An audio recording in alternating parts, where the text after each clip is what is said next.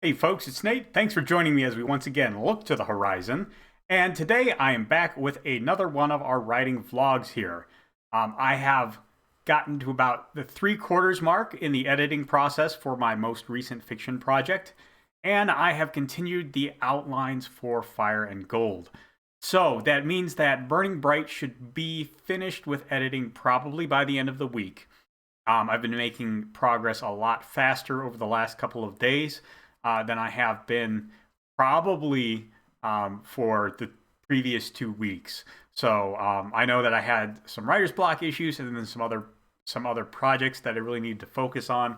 Now I'm back in the groove, and I really want to finish that by Wednesday. Maybe Friday at the latest. So ideally, by the time this video is actually uploaded and you see it, I hope to have that editing done. I also have the outline pretty much done for Fire and Gold. It's a little sketchier than some of my previous outlines. I have not entirely decided how I want to.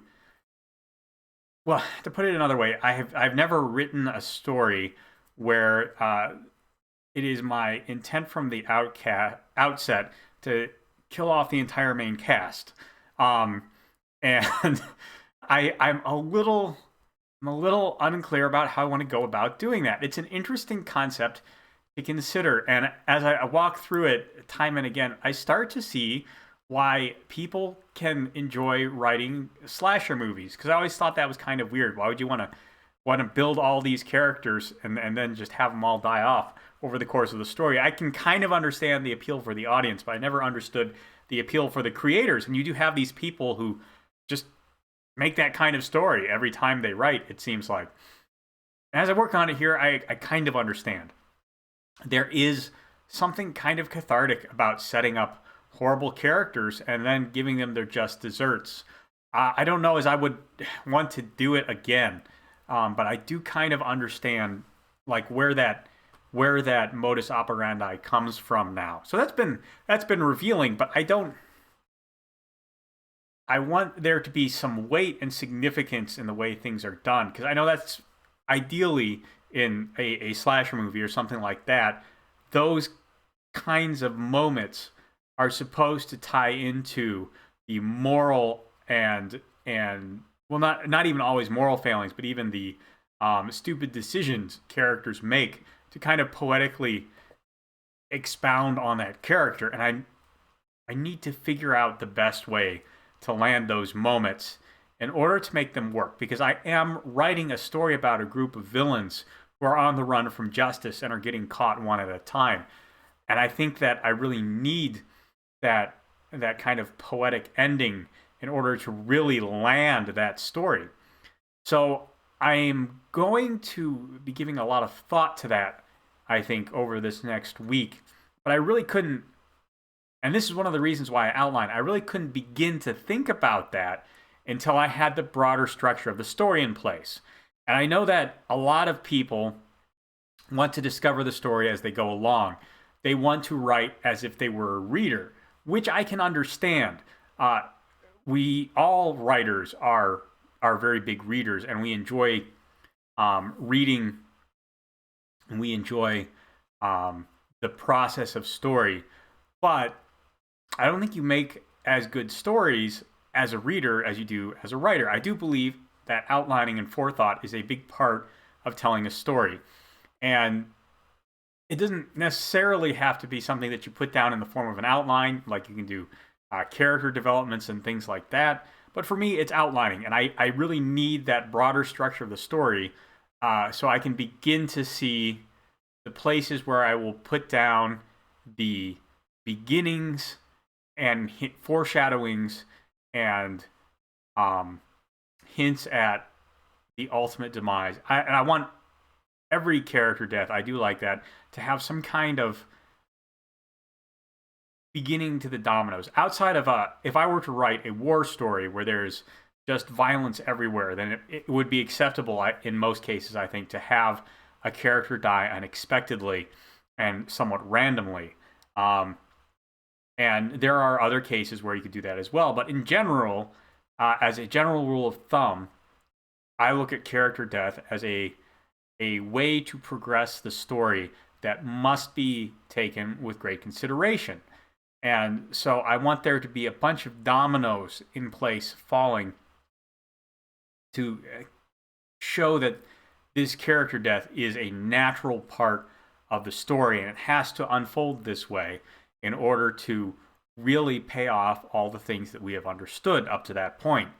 And there are other reasons for characters to die, but especially when they're part of your central cast, as all of the characters dying in this story will be. I think the best way to do it is to show it as a natural progression of the course they are already on.